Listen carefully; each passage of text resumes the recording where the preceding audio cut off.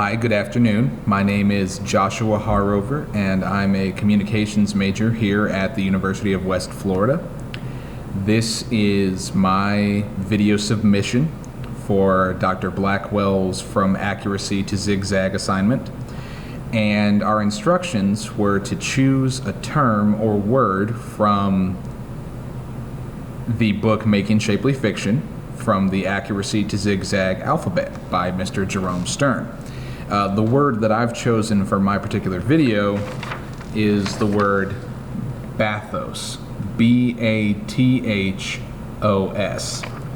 And Mr. Stern describes Bathos this way. Bathos is a negative term used by members of the world of creative writing, that is, members of the industry, to describe a story that is designed to be sad and really be a tearjerker for the audience, but tries too hard. It overloads the audience with, that is, the audience of readers, with so many sad events in one big sitting that the story comes off as satirical instead of heart-wrenching. And a very similar word to Bathos is the word cliché. But this is cliché for a very specific reason, so it's not quite the same. A good example that I picked from the new Anchor Book of American Short Stories was a short story called Sea Oak, which tells the story of a young man who works at a male strip club, a gentleman's club, and entertains an audience of young ladies in pilot-themed, aviation-themed clothing, where they're wearing pilots' flight jackets and scarves and etc. And they are using them as part of their persona to help entertain the ladies who are patrons of this club. He lives with his sister and his cousin and Aunt Bernie in what is supposed to be a very depressing neighborhood.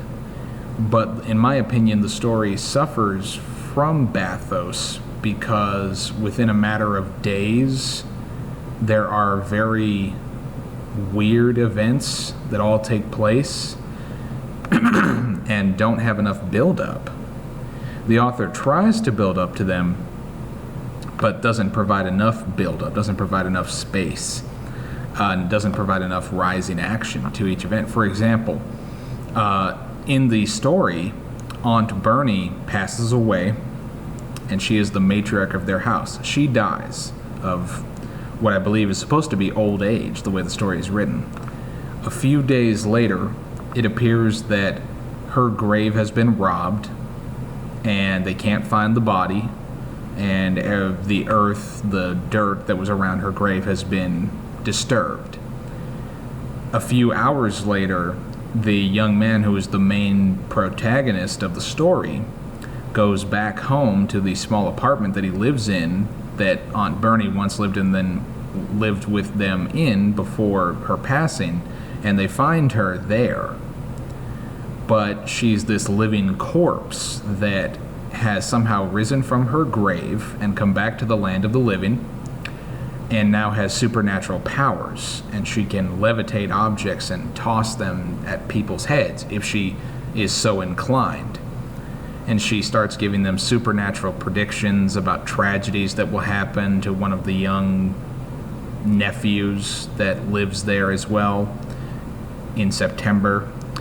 And she forces them to do certain things to help make more money at a very quick rate so they can move out of the neighborhood.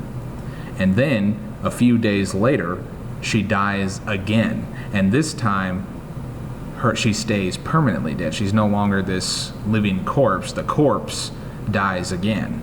She gets buried again, and she never comes back. Now, the author, Mr. George Saunders, does try to build up between events, but in my opinion, he doesn't offer enough, because these events with Aunt Bernie all happen in a very quick period of time. And they're meant to be sad and weird at the same time. you have to be very careful when you're trying to present something that's both sad / depressing and tragic and strange. Otherwise, they mix together into what is just weird. Not well written weird, just odd. And in literature, especially fiction writing, odd doesn't always work very well unless executed with great thoughtfulness on the part of the author. And an example in one of my stories that I've done for the class is actually in our last assignment for the original or the first creative writing workshop that we had in this course. I helped write a story along with others where we did the beginning, middle, and end story. We wrote a story that had to be a minimum of 500 words, and then someone else continued our story, and they wrote a middle, and we wrote a middle to someone else's story. And you know the assignment I'm talking about, beginnings, middles, and ends. And for that one, I wrote a story where a man was surrounded by dead bodies in a wagon in the 1800s in the middle of the desert. And that story could have suffered from Bathos, but one of my fellow students was kind enough to add another character named Valentine. Valentine is basically a robot that helps tell the author what is happening, because the main character in that story suffers from amnesia, so they can't remember anything. Valentine, with enough time and space between events to build up and to allow the reader time to breathe, helps explain why they have amnesia and why everything looks very strange, why they're in the middle of a desert, how they ended up at the wagon in the beginning of the story in the first place. So, thanks to that fellow student, I was able to follow Mr. Stern's advice to not be careless about depressing events, but to present them in a staggered way, where the events have elbow room between them and they actually have some sort of filler, some sort of legitimate productive action that leads up to them, instead of sounding like an episode of General Hospital or Young and the Restless on CBS. So my advice to myself and to all my fellow classmates and to anybody interested in creative fiction writing is take your time, do whatever it takes for you, do whatever you need to help you let your creative juices flow, and make sure that you give your ideas time. Don't write impatiently, don't rush yourself. Give yourself time to let the idea take full form, so that you can avoid stacking events like that, and that you can stagger events in a meaningful way instead of presenting them in what might seem a satirical or comedic way to the reader. Thank you. Have a great day.